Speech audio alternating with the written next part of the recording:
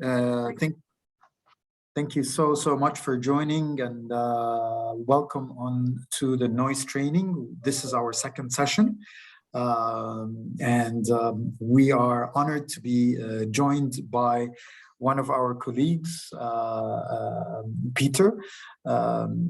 Peter is basically, he's an occupational hygienist from the UK with many roles and responsibilities. I'll actually give him the floor to introduce himself in 30 seconds. So, Peter. Oh, hello. It's my name's Peter. Please let me know if I talk too fast. And I've got a very strong regional accent, so might be. Let me know if you have any problems. But I've been an occupational hygienist now for 30 odd years, working for the UK regulator. Great. Thank you so much, Peter, and welcome on board. Peter will be one of our co-hosts, and he will be speaking and addressing the team in one of the items later on within the curricula. So without further ado, we shall start on the spot. And I see a very good number of people joining on time, so thank you very much for that. Let's keep timing as well punctual as much as we can, in consideration for people in Vietnam as well, who have this timing as 10 p.m. their time. So before we start with today's topics, I want to ask and get a sense from you, how did you understand or comprehend the speaker or lecture from last time? Were we speaking so fast? Were we actually slower than you wished to actually receive the information? Note that we will also have a couple of toys here within Zoom. So Marianne will be now posting a poll, basically asking you to respond to that poll with how well you understood us. Marianne, can you do that? You know what? Something just happened to the polls. I tested it before and it worked, and yes, they're gone now. So chat. Unfortunately, I don't know what happened. Backup option. Please use the chat window with one of 3 answers you comprehended and understood well. The topics discussed in the intro. Ah, there it is. I see the poll. So over here, so it was easy, very easy, somewhat difficult, or very difficult. And the second question, to make them more easy to understand, would you like the speakers to speak more slowly? Yes or no? And results are coming in now. Excellent. Once you answer and you end poll, the window will shut down. So great. We'll give the people. Oh, I see. Gary, did you launch the poll? Maybe it's because you're controlling it. I don't see the poll. I love technology. You gotta love technology. Do you see a poll? I don't see it. I see it. That's funny. Maybe Gary is doing it. You should see the poll. Yes, okay. I see it. That's because you have control now, Gary. I don't. That's what. Super. And we're almost 72% participated, 73%. That's great. So 2 simple questions. How easy was it to understand the speakers, and to make them easier to understand, would you like the speakers to speak more slowly? So great. We will follow the majority with the slowly, half and half actually. And no opinion for 41%, which means we're just fine. That's good. And very easy. That's good. That's 65%. We'll try as much as possible to cater to all preferences, but of course, pleasing everybody is next to impossible, as you know. So with that, 18 responses, I think we can end the poll. Can we? Yeah, I guess Gary has to do that. Yeah. And share the results if you wish. Lovely. I love this technology bit, and that's great. Folks, we will be also as well talking about different topics and engaging you. A couple of things that we wish that you take part of. Do speak out, do engage. Part of the retention and learning process is to actually interact with each other and with us. We will tell you on the bottom how this is done, because at the bottom of your screen, you shall find reactions. Use that. You shall find the chat. Please use that as well. And tell us whatever is going on in your mind here in the chat or in the breakout sessions. So 67% says that it was easy to understand. 22% said somewhat easy. And 11% said somewhat difficult. So we're glad. We'll try to cater as much as possible to everybody's needs when we are speaking. With the second question, to make them easier to understand, would you like the speaker to speak more slowly? We have a split. 33% said no, 39% had no opinion, and only 28% said yes. We will also honor that as much as possible. Can you see the results?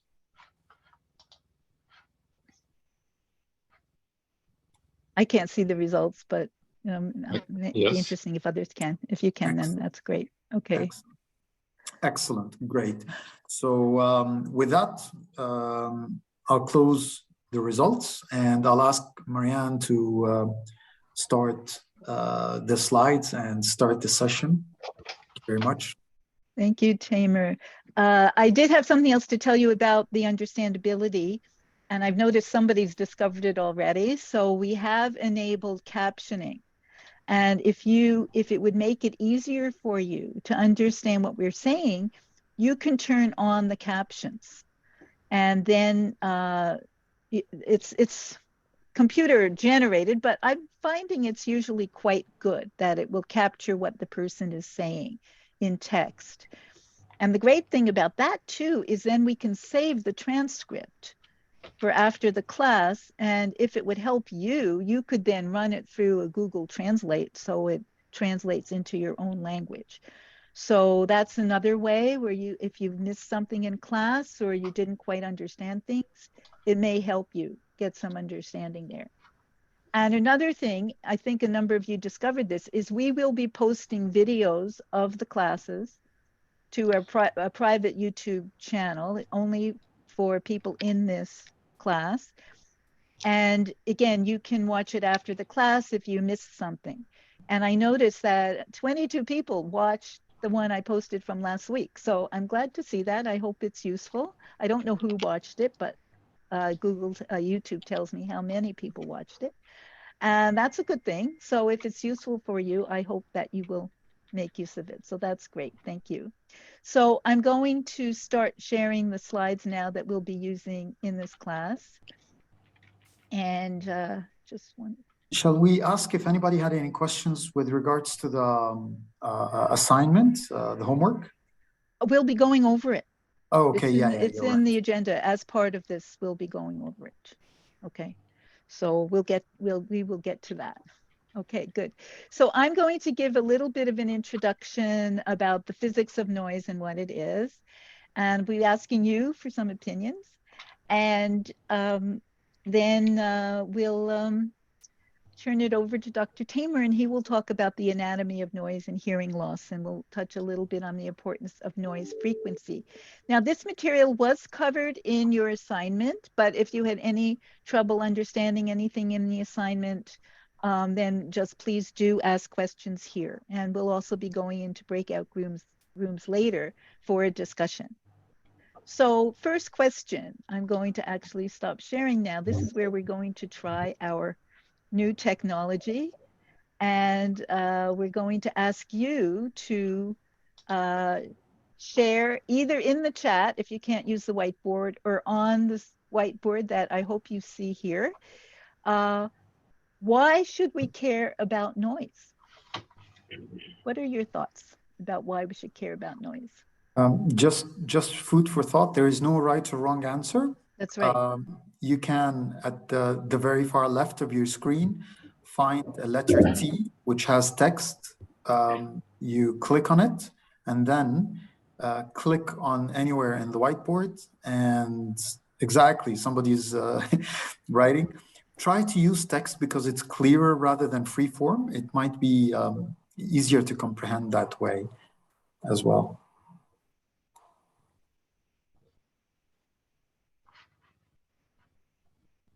Noise affects work efficiency. That's great. And noise-induced hearing loss is permanent. Terrific.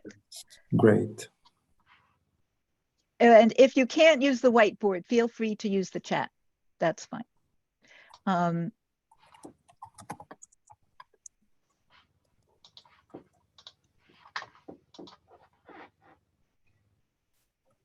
What you can do if you find it's typing in a very small, in fact, I can do it myself, like make the box bigger. I just did that with somebody's box so you can see it.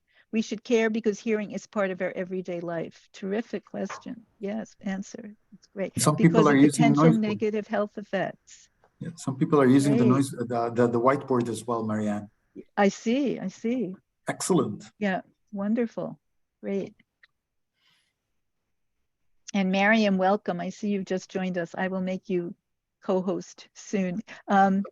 Yeah. Terrific. Hearing is important for safety at the workplace, for warning signs. Excellent. Yes, Super. so true. Yes. Wonderful answers. That is great. Terrific. Okay. Okay, I will stop this. I hope it's going to save. I think it will save. I'm going to click share. Yes. I think it will save. So I'm going to close this whiteboard. I'm pretty sure it will be saved. So terrific. Thank you for your answers. I think you've given most of the answers that we would have given ourselves. So let's go back to the slides. And here's some answers to that. A few questions. For one thing, I did want to say how we define noise. We just define noise as unwanted sound. And I hope from the video you watched as part of the assignment, you've learned what sound is, but we will talk more about that. So as some of you said, maybe the most important thing why we're concerned about noise is because noise-induced hearing loss and other hearing damage, which is the most prevalent occupational disease in the world. This is kind of gives you some idea of the magnitude of it. But in addition to that, it creates stress, it interferes with communication, increases the risk of accidents. I think that some of you mentioned that on the whiteboard. And there are other adverse effects as well. So, wait, sorry. Okay, so if noise is defined as unwanted sound, then we have to ask the question, what is sound? And sorry, I'm giving you the answer here. We were going to ask you to say something about this. But I think you watched the video that we had in the assignment, and as you saw, it was a fluctuation in pressure above and below ambient pressure in a medium.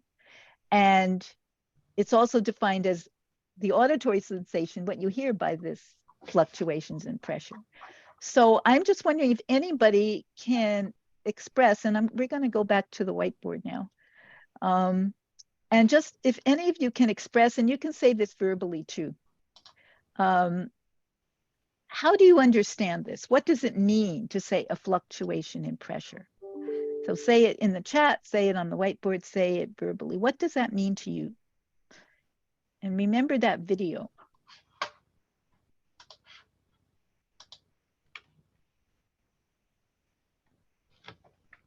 Any thoughts? Anybody want to speak? You don't have to put it on the whiteboard. You can just speak. Any thoughts? Remember to unmute from the bottom left and speak up. Oh yeah, I'm going to just check, make sure everybody can unmute.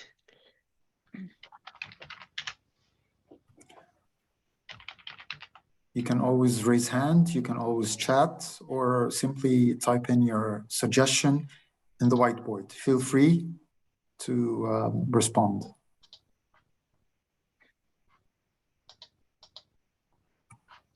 I'm just wondering, is anybody having trouble unmuting? Because I think you should be able to unmute yourself. Yeah, yes, you can.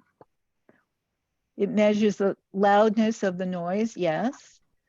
So here's how I think of it. If you remember the video we saw, it showed the molecules of air compressing, remember that word, compression and rarefaction? And we have a diagram recently. Fluctuations, wonderful, Aristides, thank you. Fluctuations of compression and rarefaction of molecules. That's exactly what I would have said. So thank you very much. And that's why I chose the video that I assigned, because it showed, I thought, very well how in compression, you have a bunch of molecules and they stick together, like they're kind of stuck together very, I'm trying to draw, I'm the worst drawer in the world, but they stick together very close, okay? That's what causes higher pressure. And then they spread out, like I'm trying to draw here. So the part of the wave where they stick together is where the wave goes up, and the part of the wave where they spread apart is where the wave goes down. And that's the difference in pressure that we're talking about. So thanks very much. I'm going to go back to the slides now. Does anybody have any questions about that? Because that's really the essence of sound waves. Now, it's not really a wave that moves up and down. It's compression and rarefaction of the molecules. Are there any questions about that? And there's a little diagram of those dots. Think of all those dots as being molecules. You'll see they come together and they spread apart. That's all it is. There's another diagram of it. So we describe it in a line that goes up and down, but it's not really a line that's going up and down.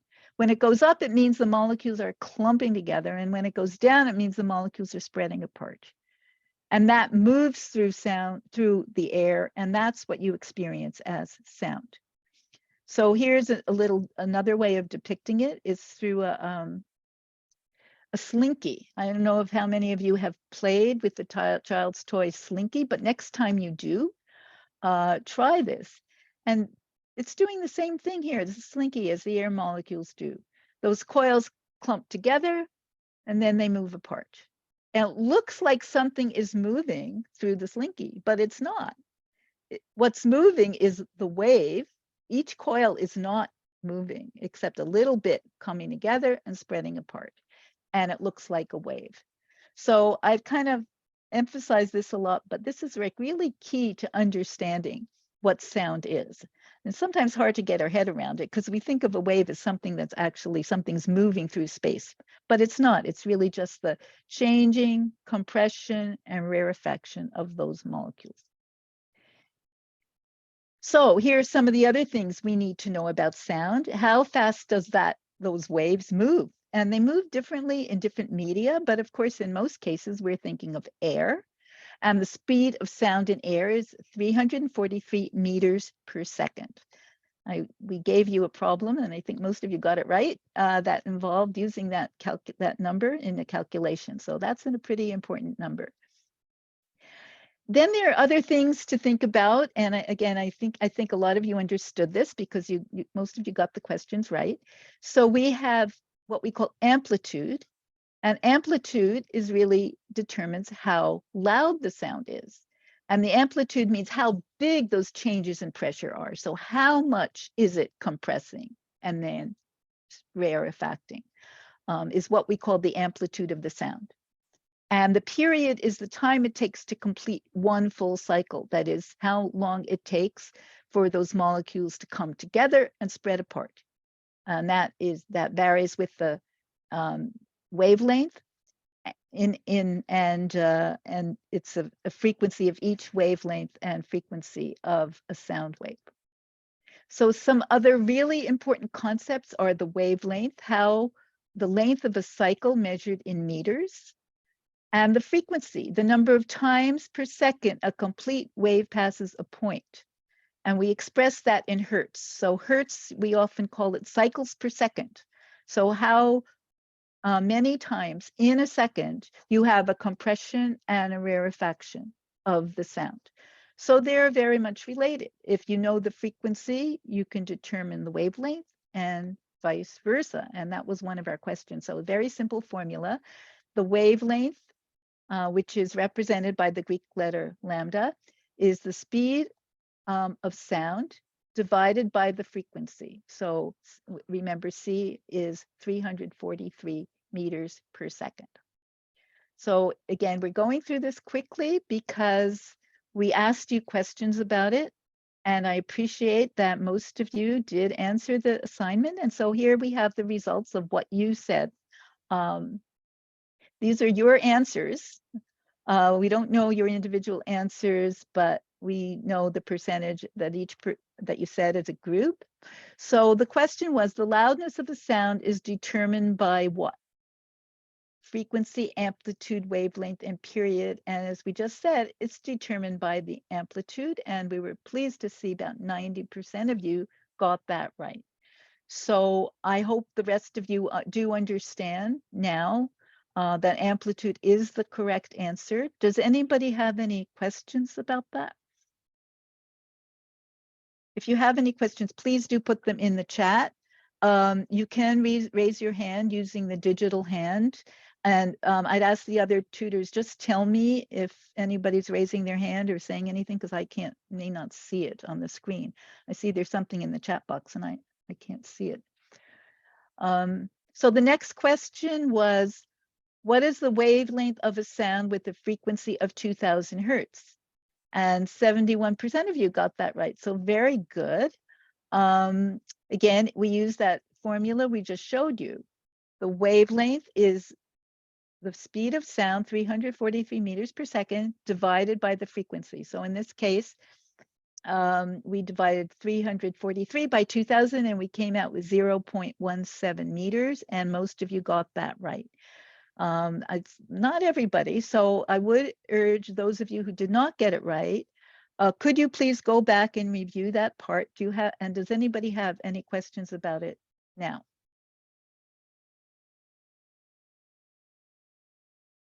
Okay, and now we'll review the rest of the quiz later when we get to the questions about anatomy, but now we're going to turn it over to Dr. Tamer. So this is his part. I'll go ahead. Yeah. Excellent. Thank you so much, Marianne. And basically what we're talking about, which is the topic of the day, hearing. What is it and why do we lose it? Unfortunately, this is a sad fact of life that some people actually losing it. And this will be the topic of what we discuss today. So think about a time where you actually know that people are exposed to loud noise, and we will engage in an exercise in the breakout session for that. Just think about it for now. But without further ado, Marianne, with the next slide. This is the video. Did you want to see it? It's about 3 minutes, but it's a good. We can play a short portion of the video, and Okay. because it is addressing this part. Okay. Whoops. Oh, sorry. That's okay. Click on the right thing. There it goes. So it doesn't share the voice. When I stopped, sorry. I kept stopping to share, and then I forgot to click the little button that says share sound. There we go. That's perfectly right. Great. Yes, we hear now.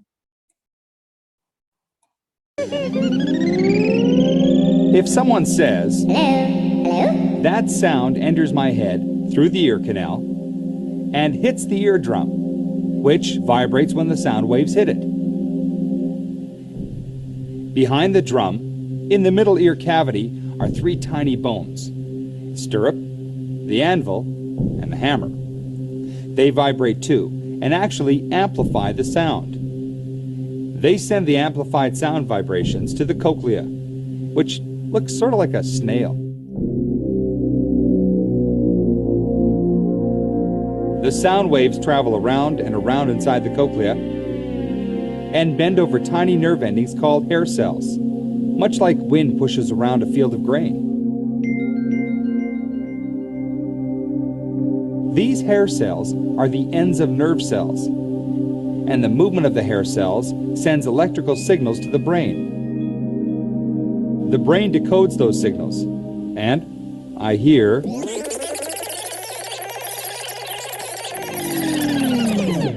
hello, it's your mother. So that's how our hearing works. But what happens when an ear is subjected to hazardous noise? Let's go back to those hair cells. If those hair cells get bent over to the point they can't spring back, that's when hearing loss occurs. It's like these blades of grass. Imagine they're the hair cells in your ears. Now, here comes a moderately loud sound wave. Not bad. The grass bounces back. But when the sound is extremely loud, the hair cells don't spring back. Extremely loud sounds can cause permanent damage. But so can moderately loud sounds if they continue over an extended period of time.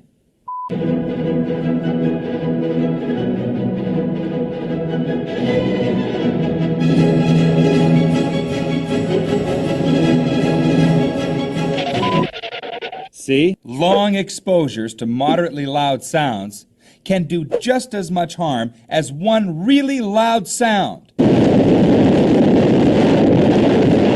Both situations are hazardous. Fortunately for the lawn, the grass will grow back, or it can be replaced. Not so for your ears. The hair cells never grow back. Ever! And they can't be replaced.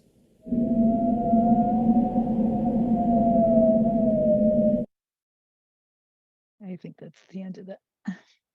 So that's a very good representation of hearing. And basically, this is what happens when you hear noise. The sound actually comes in from your outer ear. So, and we'll talk about the anatomy in the next slide, basically. So the sound comes in, it goes through your outer ear. And basically the first layer that it actually moves is your eardrum. That separates your outer ear and your middle ear. Now with that, moving your eardrum, it moves whatever is attached to your eardrum, which are the three bones. Remember, they're called the malleus, incus, or stapes, or the other nomenclature actually with the American. So you always know the difference between the American and the English names. So it starts moving the bones. They move the inner ear and basically move the fluid inside the inner ear.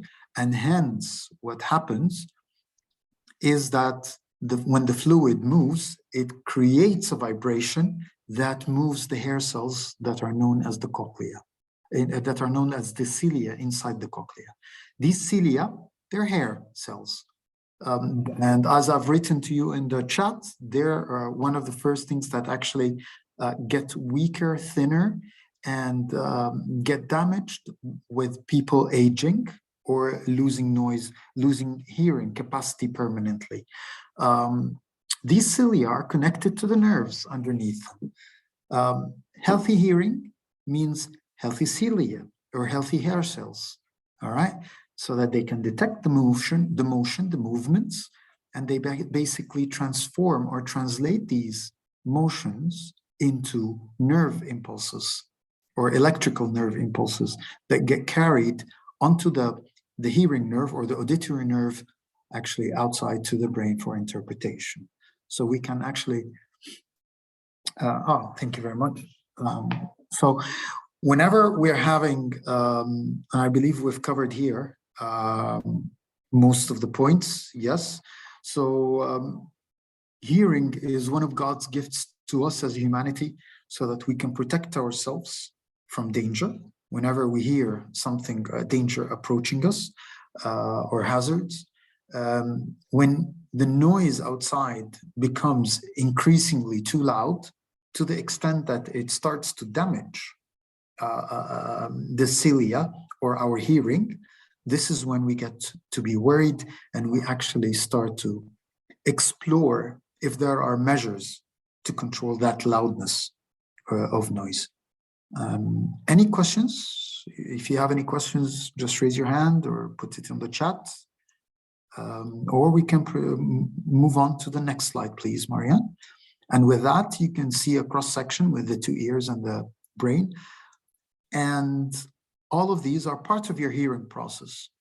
So the pinna, or the ear itself, this is what we use. Is there a pointer that I can use over here? Actually, yes. Well, sorry, I'm controlling the slides, but okay. So you I can can help me do with it. that. So Excellent. yeah, So thank you. So the ear pinna, or the which is part of the outer ear, is what we as occupational medicine doctors like to explore by pulling up and out and see if the employee is sharing any pain before we do any kind of medical monitoring. And we look and see if the color is stable, if there is no wax, which is a very common thing that can actually impair the hearing on a temporary basis.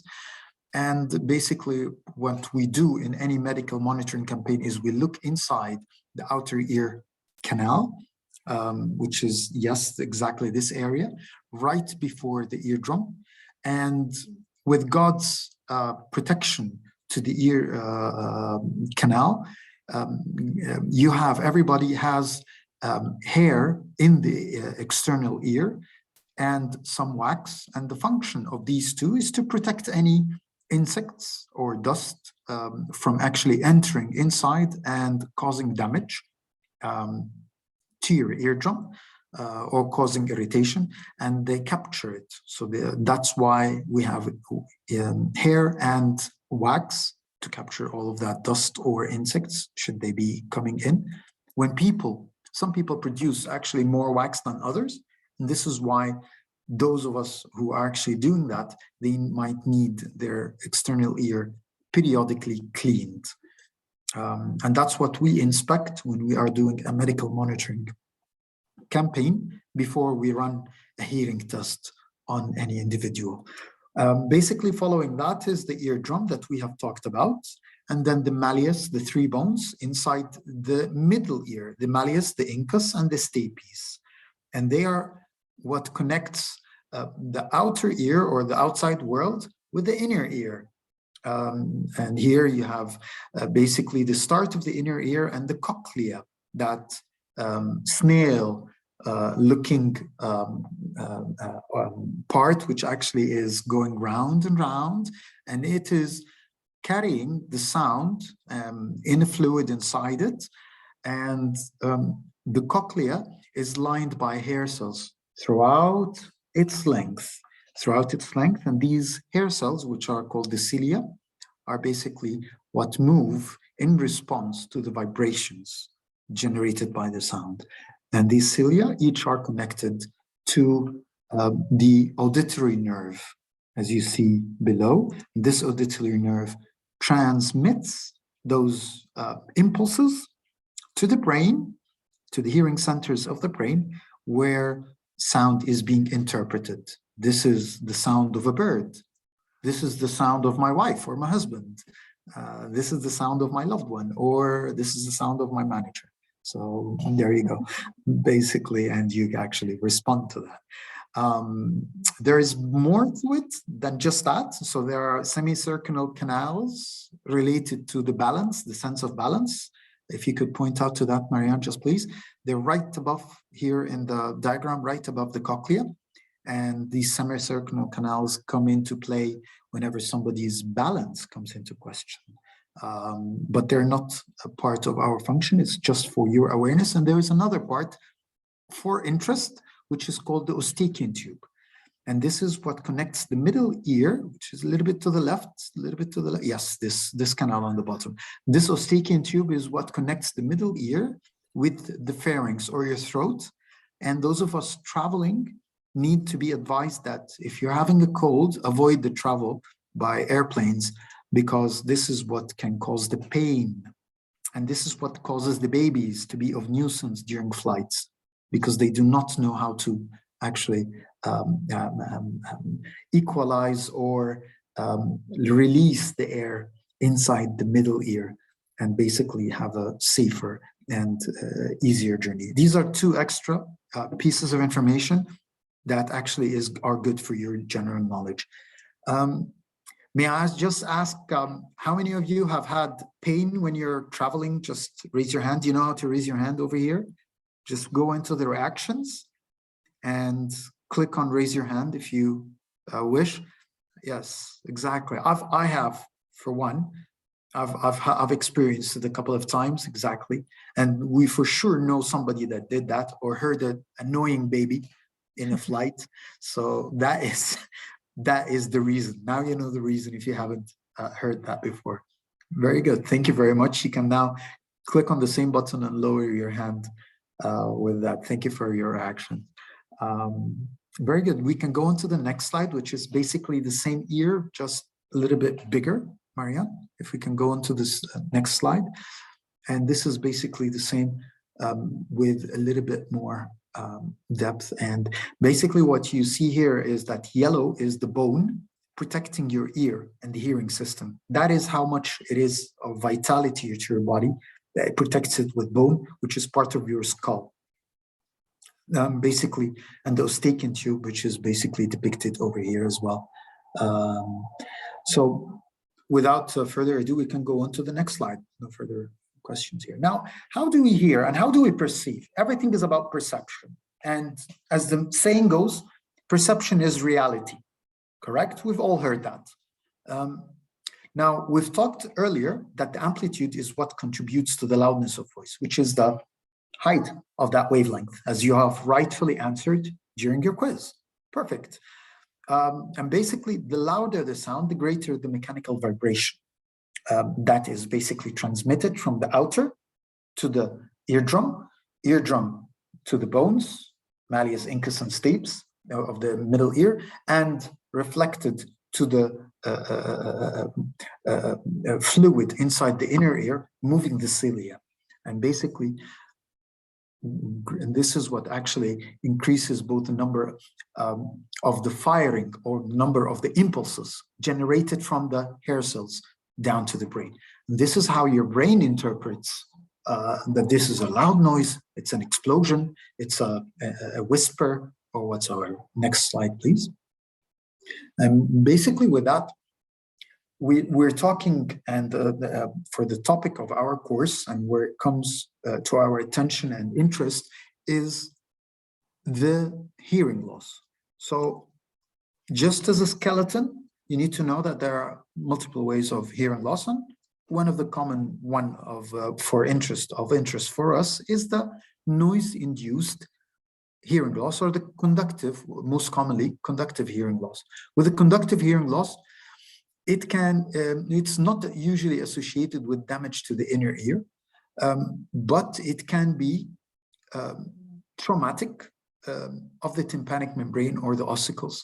It can come also in the form of permanent and temporary. We'll talk about that later in the next slide, but after that, we'll talk in another slide. We'll talk in the next slide about the sensory neural, and after that, we'll talk about if the hearing loss is temporary or permanent. But the conductive plays a part in our industrial exposure and our work environment. So the sensory neural, which is the second part, it can actually reflect with poor transmission of sounds by the nervous pathway in the cochlear auditory nerve.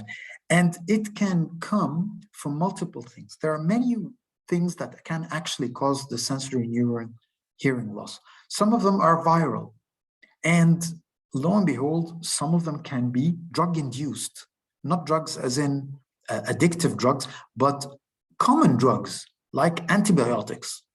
And as most of us live in third world countries, we are actually plagued by, or actually suffering from, an overuse of medication. And this is one of the important parts that play a part here. I'm not swaying away from the intent of the course, but I'm actually highlighting an extremely important related topic, which can actually affect our employees, which is the overuse of medication. People get a viral common cold, they self-medicate in countries where no prescription is needed to actually dispense an antibiotic, and they go dispense an antibiotic for themselves, or worse, for their loved one. And basically they auto-renew it as long as the viral effect has not gone, according to them, or maybe the disease has gone into an allergic reaction and they did not diagnose it right, and they carry on taking antibiotics. And the case shows with the sensory neural hearing loss years later. So this is an extremely important cultural part that we need to be aware of. And hence the solution for it is extremely simple, with advise anybody who's self-medicating to stop that behavior, and B, make sure that there is a physician involved, even a GP involved with the dispensing of antibiotics, especially long-term antibiotics. So these are all issues that can actually affect the hearing. Can you go to the next slide? Any questions in the middle? Anything in the chat, please alert me as well. Oh, yes, and definitely industrial toxins. Thank you very much, Gary, for that. And basically, this is a whole big topic that research is actually talking about it, the sensory neural hearing loss, from its intensity and its significance. Now, we talked earlier, or referred to something called the temporary hearing loss, or the temporary threshold shift. What we are referring to with a shift is we interpret hearing by having an individual go into a hearing test. The outcome of this hearing test most commonly is either numbers or a graph. I'm not sure if one of the, I think one of the slides has a graph, or later on, right? You're on mute. Later in the course, yeah. Later in the course, thank you very much, Marianne. Later in the course, we will show you examples of the graph, how we interpret the hearing test. But with that, the graph is called, or basically, let me pause and go a little bit earlier. Every employee, as part of their employment, we do something called baseline medical monitoring testing. This is to know how good or how bad the employee or the employee candidate, when he joins or she joins the job, have their hearing. This is the baseline, okay? And this is what we measure anything in the coming years, we measure it against. Compared to that hearing, we do a hearing test 1 year after, 2 years after, 10 years after.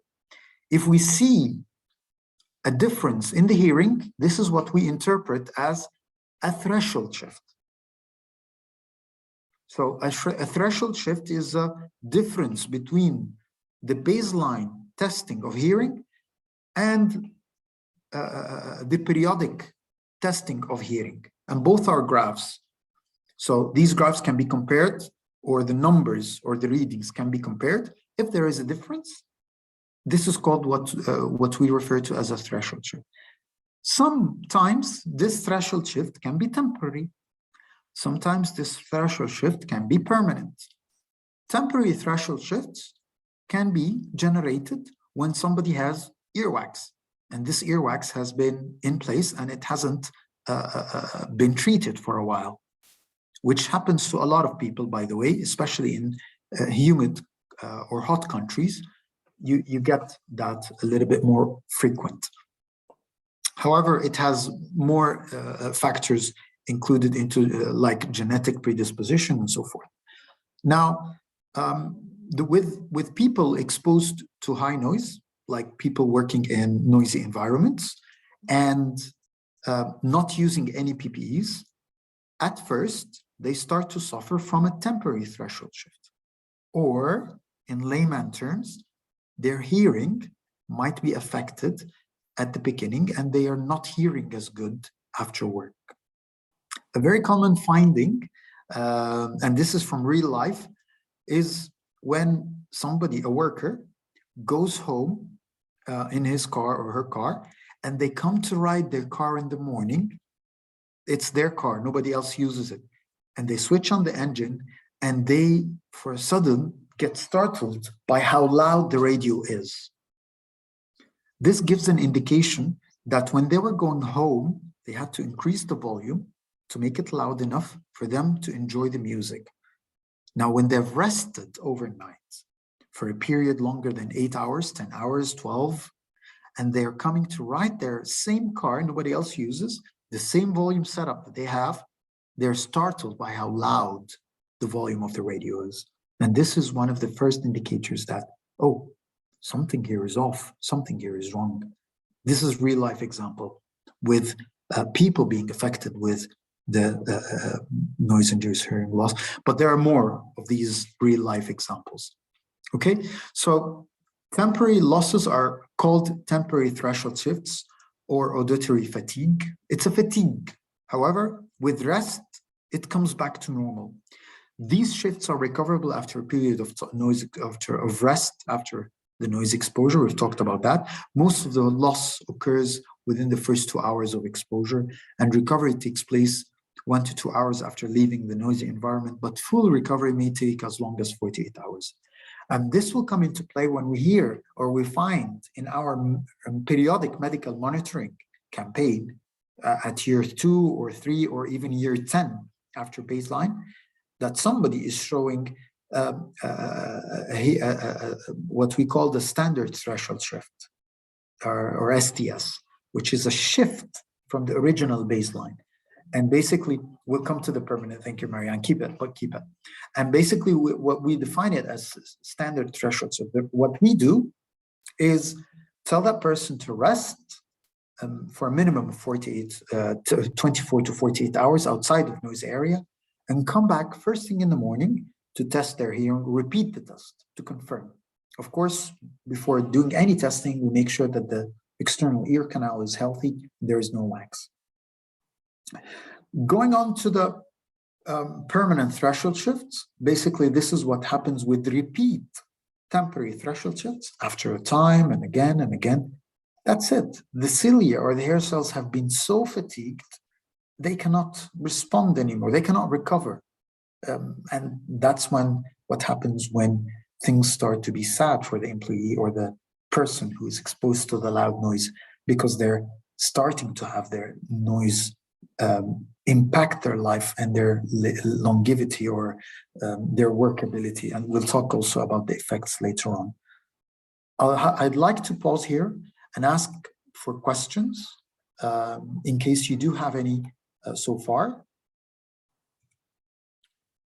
Okay, I'll take silence as no questions. We can proceed with the next slide. Okay, so we've referred a couple of times to noise-induced hearing loss. Okay, and basically the culprit or the victim, the burglar, the bad guy here is the loud noise. And this loud noise that is not desirable, that shouldn't be in place, or it has evaded all measures of control within our hierarchy of controls.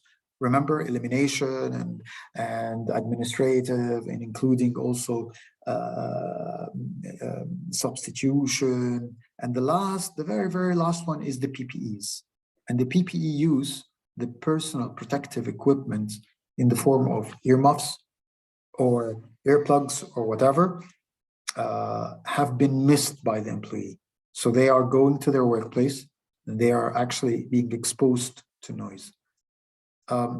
So going here, if somebody is exposed to sound level over 140 decibels, or they may start to hear or experience, not hear, sorry, a continuous hum or hiss or noise of some sort, like or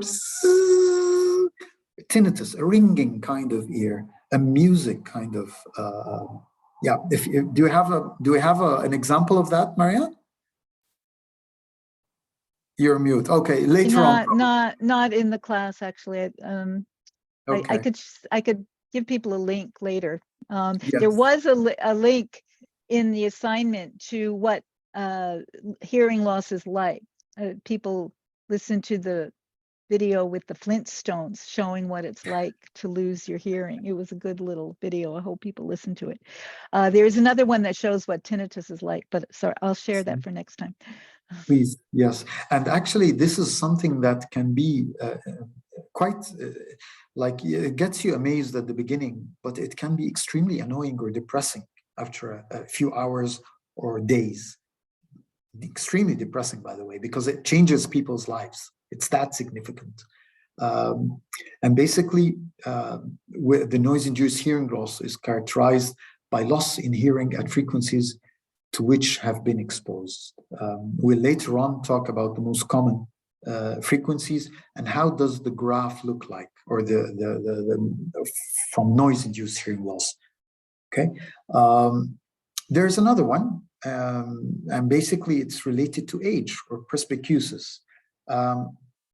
We've all had that family member, a grandpa, a dad, a mom, that actually you need to raise your voice, or you know that grandpa that actually raises the volume of TV, and it's so annoying. I've had that. I've had my grandmas, both of them, God rest their peace.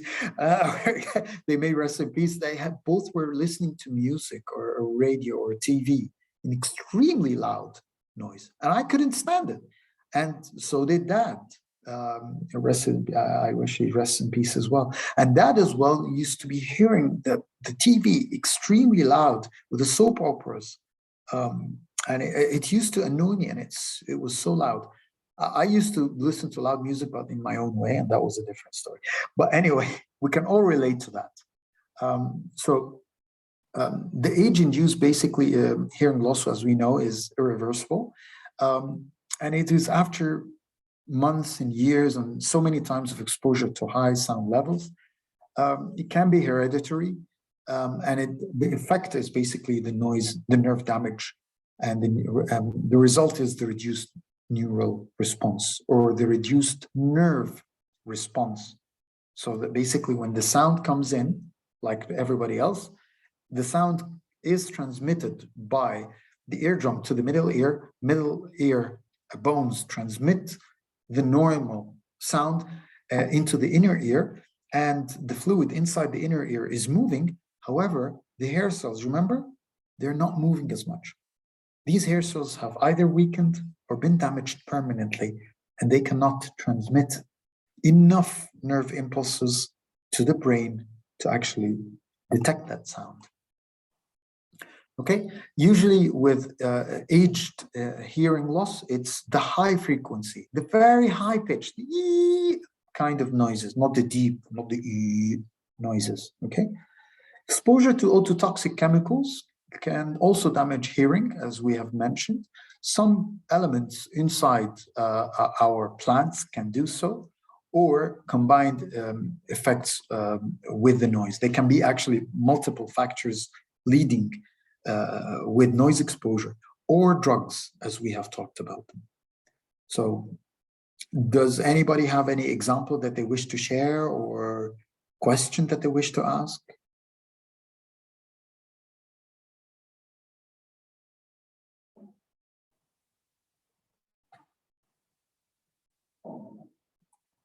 Anybody? Yes, Okay. There's one in the chat. Gina says, misophonia is a consequence of a noise, or is it mental hazard? That's a good question.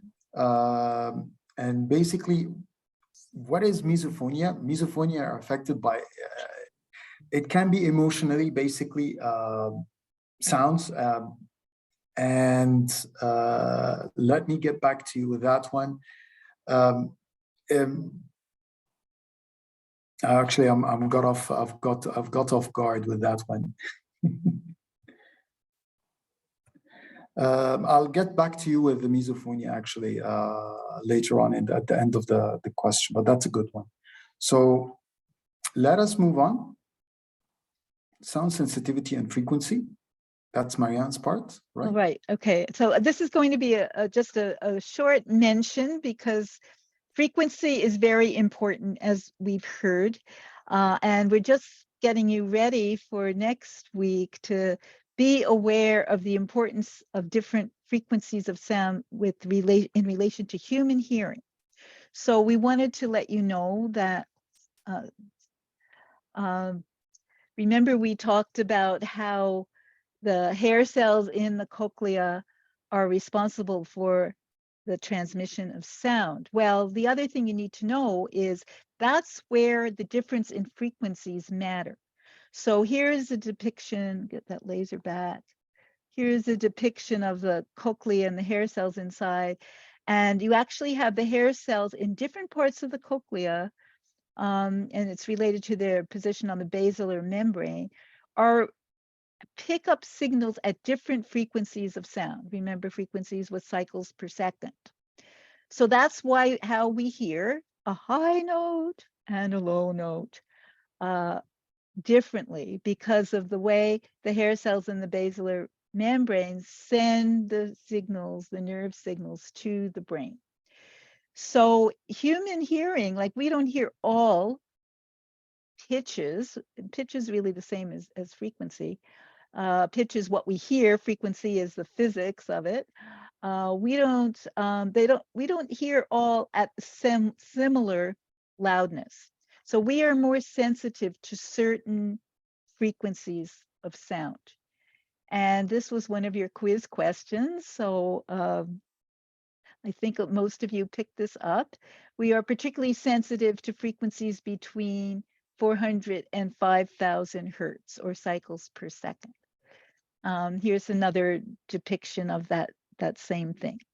So why is this so important? Well, when it comes to measuring sound, those are the frequencies that we're especially interested in measuring. So we can pick up frequencies in the range of 20 to 20,000 hertz. I think if any of you have dogs, you know that dogs have different sensitivities. Dogs can hear things at frequencies that we cannot hear, and many animals can as well. But this is the frequency range for humans. As I think I said, 400 to 5,000 hertz is the greatest. And next week, we'll get into what these different measurements mean, like pascals, and that's one of the measures of pressure. But we did want to make sure that you know how important it is to consider frequency of sound. And this is a graph showing different levels of frequency and how we hear them. So we measure sound in decibels, again, jumping ahead to next week, and we hear them at different levels depending on the frequencies. So when we come to measuring noise, we are actually going to measure weighted sound networks that correspond to human frequency sensitivity.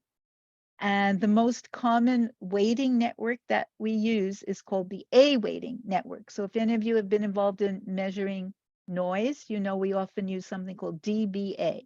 So decibels in A weighted frequency. So this might sound very confusing, but I wanted to introduce it to you because next week we're going to have to talk a lot about common weightings of sound. And here's a graph that shows you 3 of the most common weighting networks. So Z and C are usually used by acoustical engineers, not as important for human hearing. This is the A weighting network, is the one that's really important for us. And what it means is we essentially discount those very low frequencies because we don't hear them very much. We are mainly, and we're not that sensitive to them. And when it comes to what we hear, noise-induced hearing loss, we're mainly concerned with frequencies in this band here. And that's why we weight the network when we measure sound that we're concerned about for human hearing. So we just wanted to introduce that to you. And now we're going to do a quick knowledge check review. We want to do this quickly because we want to have time for our breakout discussions. So Dr. Tamer, join in with me and we'll talk about the answers to these quiz questions fairly quickly. So this one, actually, this was probably a stumper. Not as many people got it right. But still, majority of people got it right. Remember, Dr. Tamer just covered this, impairment in the transmission of sound from the eardrum to the cochlea. And what part of the ear was that? Do you remember? Outer, inner, or middle? That was the middle ear, right? Where we have those 3 bones. So impairment in transmission there is called conductive hearing loss, right? Because it's conducting from the eardrum to the cochlea. So it's called conductive hearing loss. And 60%, almost 60% got it right. So those of you, does anybody have any question about that? Do you think you would get it right next time you're asked that? Any questions about that? Tamer, feel free to join in since these were your questions. Sure. The intent here, by the way, of the questions was to get what's common and what we want you to go home or the take-home message with. So we're very glad that you actually answered that. So perfect. Thank you very much. And we can go on to the next one. Yeah. So this one, most of you got right. That's terrific. Yeah. So you know the range for human hearing, 20 to 20,000. Well done. Almost everybody got it right. Good job. The other one was the one that we're most sensitive to. And again, almost 70% got it right. So those of you who didn't, maybe review that part. So we're most sensitive to 400 to 5,000 hertz. And that's why we weight, we call it weighting, W-E-I-G-H-T, the network. So we measure the sound that we as humans are most sensitive to. If we were concerned with dog-induced hearing, noise-induced hearing loss, we'd have a totally different weighting network. So if you're concerned about your dog, use a different weighting network. I am. Okay. Right. So which of the following, this is a sort of a tricky one. So all of these phrases, we won't go through them all because we don't have time, but they all the phrases here except the green one, and most of you got it right, does describe how we hear. Now, the green phrase, the hammer, anvil, and how do you know this is wrong? Because we changed the name. What is the correct name for those three bones? Anybody? Answers? Stirrups. Stirrups. Right. Yes. Right. Very good. Good job. Good job. Good job, Jennifer. Well done. Very good. Yeah. And actually, this was wrong on 2 counts but I can't see the rest of the sentence. But I know what I was the one who wrote this sentence. And so I stuck in the wrench there to fool you. But I've learned that wrench is now called a spanner in Britain. But either way, it would be wrong, right? But it also says the ossicles transmit, and the transmission was incorrect as well. So those of you, the 64% who got that correct, was right. The rest of you maybe review what Dr. Tamer just told you about how the transmission happens. And which is not part of the middle ear. Again, 90% got it right.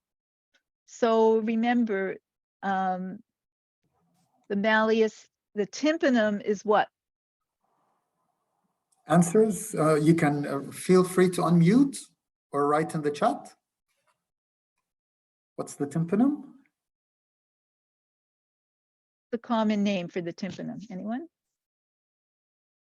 Okay, quick Google search, quick one. Eardrum, yay! Very good. Okay, eardrum. Lorraine. So where is the eardrum? It's in the. Well done, Lorraine. It's actually on the boundary between the outer and inner ear and middle ear. Yeah. Okay, so very good. Most of you got that right. Yeah. Good job. Okay. I'm going to stop sharing now. I think we only have time for one discussion. Does everyone agree? We had 2 questions, but I think maybe we should focus on this one. I'm going to stop sharing. Yes. So actually, if someone can, I'm gonna stop sharing, but I'll put the question in the chat. One thing as well, I would like to also thank Dr. Chandra, and thanks for joining. Dr. Chandra is one of our co-hosts as well, and he pointed out a very important point in the chat. Let me just open up the chat. And basically, he was referring to the question that came in that misophonia is not linked to noise exposure at work. So thank you very much, Dr. Chandra, and that's a good one. And Hussein, yes. Middle ear, eardrum is considered as part of the inner ear. Yes, it can be. Okay. Well, thank you. Yes, definitely. So thank you very much for the interaction. And with that, would you like to post the question again for everybody? Yeah, I'm going to put it in the chat, actually. Excellent. And then we're going to break into small groups where we open up the discussion. Think about the situation that will be posted. And please feel free to interact. One of us will be along with you to moderate these interactions, but it should be coming out from you. So before we do that, does anybody have any questions about either what we presented or what was in the assignment? Anything? Okay. You can always ask it later or ask it in your small group. Okay, so what I suggest you copy that chat from the chat box so you can paste it into the chat box when you go into your group so you don't forget it. And give me a couple of minutes to first I'm going to make Miriam. Can't find you, Miriam. Miriam, could you raise your hand because I need to make you a co-host. Maybe she dropped off. I don't know. I think she had to leave. Okay, all right. So I will again try to assign each of the tutors to one of the breakout rooms, and the rest will be random, will be 4 rooms. We're already 5 co-hosts already, so that's great. Oh, sorry, could you say that again? I didn't hear. We're already 5 co-hosts, so that's right. So we're good. We're good. Yep. Yeah. Okay. Okay. So I'm just checking that there's 1 co-host per group.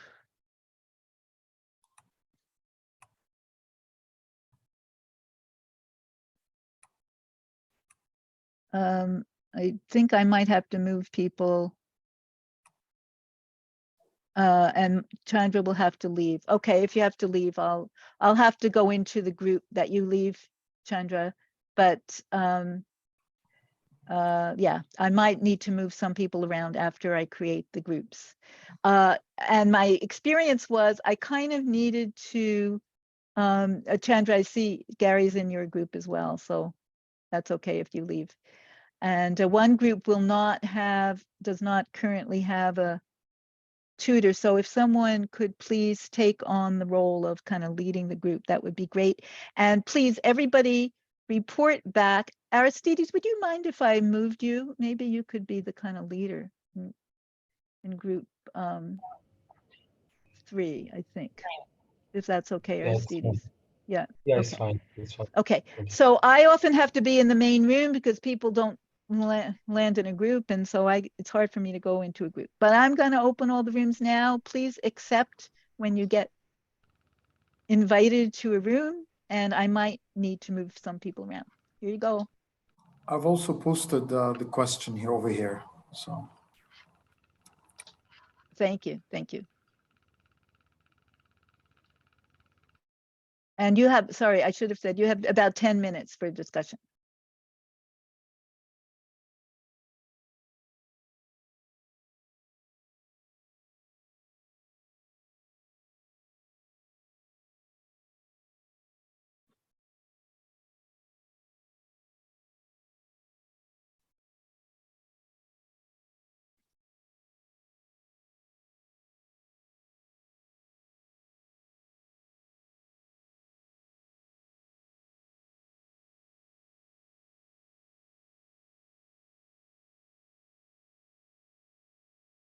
Okay, see, still some people are left in the main room. Are you having trouble joining the breakout group? Can you unmute and tell me what the problem is? Did you get an invitation to go to a group?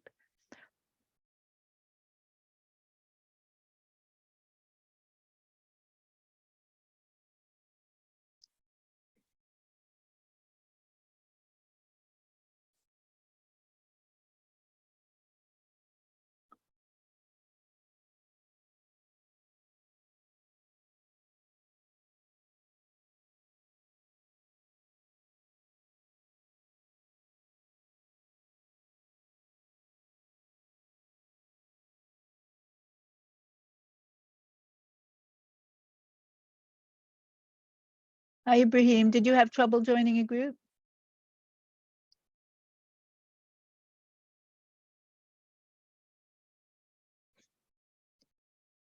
I'm going to put you in one of the groups, Ibrahim. I hope you can get into it.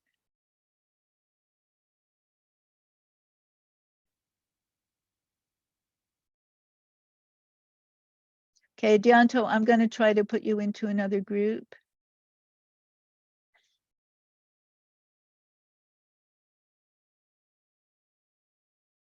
And the other people, did you have trouble joining a group? I'm going to try to move you to a different group.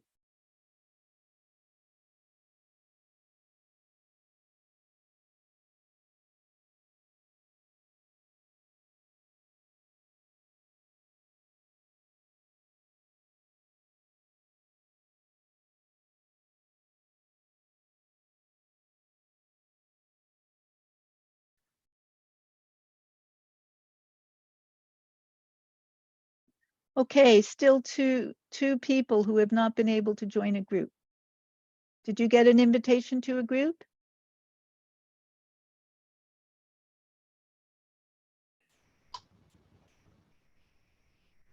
Would you like to start with room 1? That would be great. Were you in room 1? No, I was in 3, I think. Yeah. Okay, is there somebody from room 1 who can report on the discussion?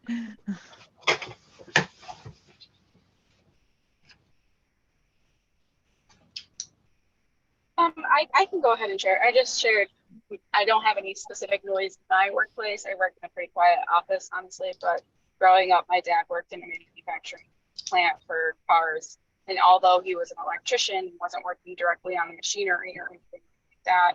He was in the building 8 hours a day, 40 hours a week for 30 years. As a result, he was not able, I think there's probably consistent noises. I'm not sure if he was provided proper PPE or, you know, what the requirements were, but as a result, he, in his older age, wasn't able to hear higher voices like my, you know, my mom's voices versus my brother's voices. It was a lot more difficult for him to hear us speaking than my sister or my brother or other men or things like that. Mm-hmm. Thank you, Jennifer. Great. Is there any other comments from group 1? Can I comment on that before we go on? Because a lot of factories or actually industries or workplaces offer PPEs. There is also another aspect, which is convenience and adoption. And basically people, just simply because a PPE or a personal protective equipment is offered, it does not mean that it is convenient and that it will be used. For example, if you find hot environments being offered earmuffs, you can bet that people will not wear that earmuff for 8 hours continuous because it is irritating. It will feel strangulating even. I know in Egypt, for example, where temperatures go up to 40 or 45 degrees, and a lot of you guys live in Africa as well, you know what I'm talking about. It's incredibly hot, humid. You cannot last even 3 hours with the earmuffs. Talk about the ear plugs, for example, where you need to crush them. If your hands are soiled and you put that earplug into your ear canal, and definitely you will have the irritated external ear. And that ear is going to itch and be painful and get red and sore. So that as well is another aspect. So convenience and adoption are two parts that we need to pay attention to as well. Thank you very much, Jennifer, for that. We'll also talk about the aspect of, about the emotional aspect of hearing loss and how it does affect people later on within our curricula. I'm sorry, Aristides, you wanted to comment on that, please? No. You okay, excellent. Okay, who would like to go from group B? Two, I think. Yeah. Group 2, I apologize. Debbie, I see you unmuted. Did you want to say anything? Our group was group 2, and not Gary. So group yes, 2. We heard. Okay. Well, go ahead. Whatever group it was, go ahead. Okay, thank you very much. So I think the main sources that were discussed in our group are related especially to mining industry, but also some of us work with government institutions that also work with labor issues.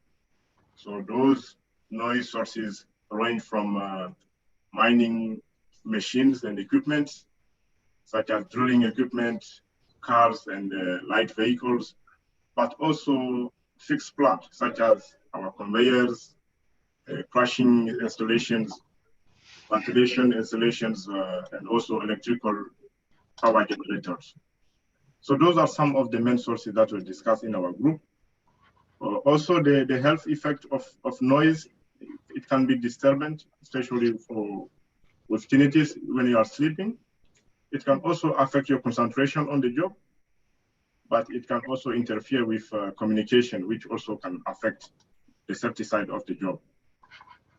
Great, thanks. Really good points. Yes, it's more than just was also discussing the need for a hearing conservation program.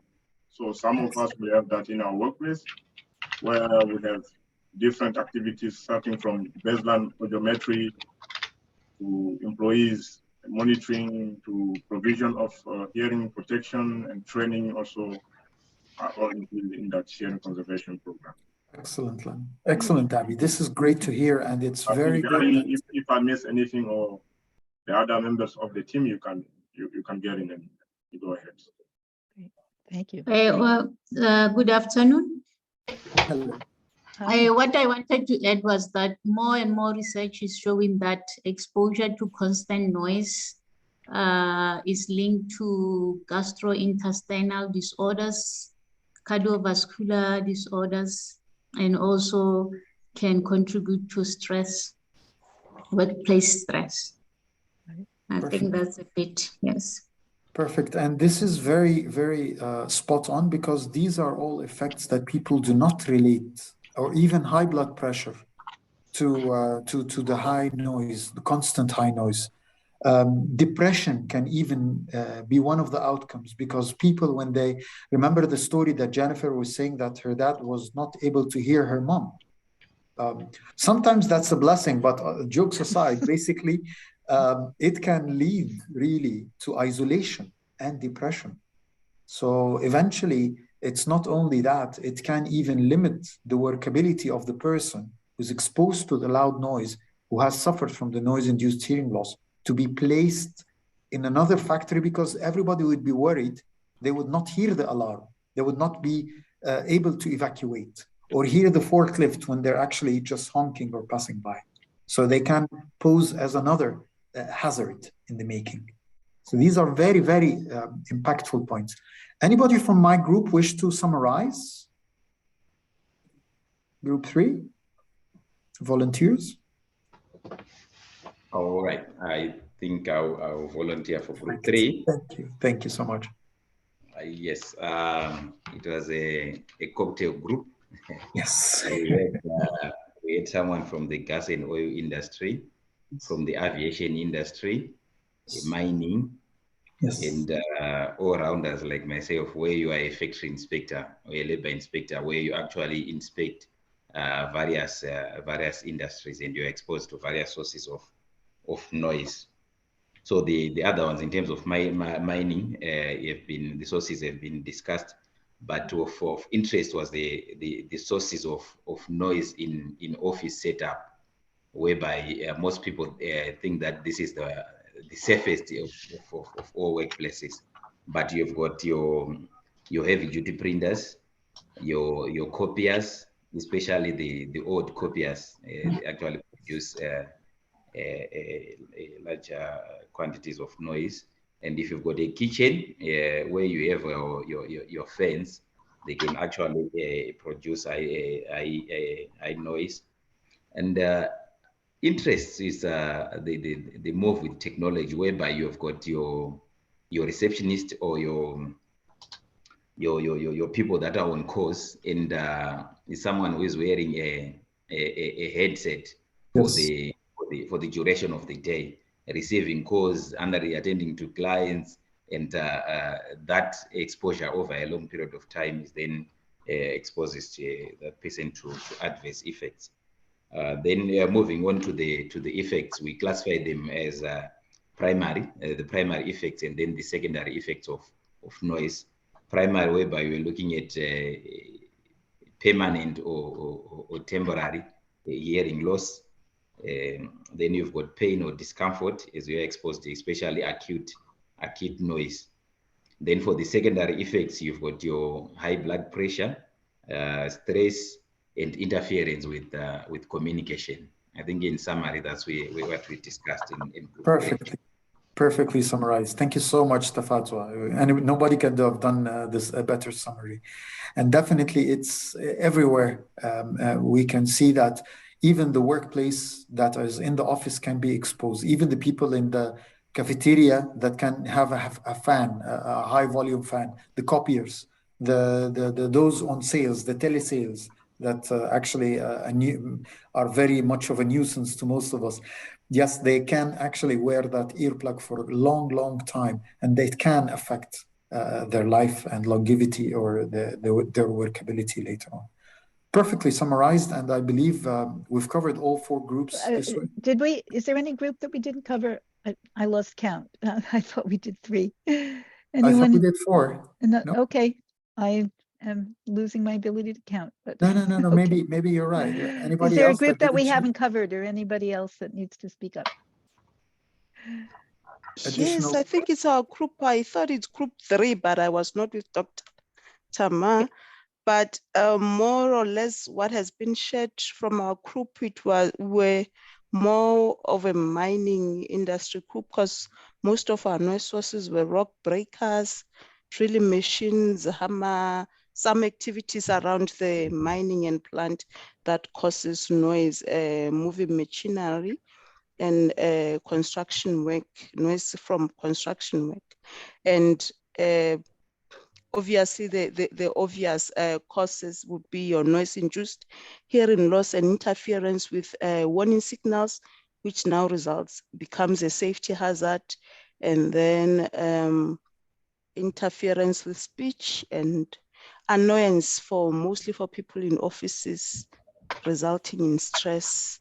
And I think more or less what has been said, that was similar to what we shared in my group. Thank you very much. Great, thank you. Thanks very much. Good. Excellent, amazing. Any remarks from the co-host? Any additional remarks from folks attending before Marianne actually does the last bit? No, Marianne, back to you. Okay, well, we're at the end of the time. I do appreciate it's 1 minute over. We did not leave enough time for questions, I think. So I know I'm willing to stay if anybody does have time and has any additional questions or comments. We will be, I think you know the routine now, we will be sending out an assignment either today or early tomorrow for you to do before next week's class. Next week's class will focus on noise measurement. And one thing that might help us, and I don't want to take your time, but if you can either tell us in the chat or verbally, if you have access to a sound level meter, we will be recommending, if you don't, you might want to download an app on your phone that can measure sound, and you can do some practice measurements of sound. So if you're able to do that, we'd like to hear that. And again, if there are any other questions or comments before we officially break for the week, we'd love to hear them.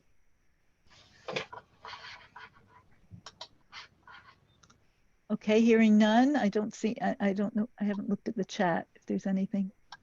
Okay, no. Okay, well, we can officially end this class. And again, I can stay if people want to stay and chat, that's fine. And we will see you next week. So thank you very much. Thank you, Marianne. Thank you. Thank you, everybody. Thank you. I have to run as well.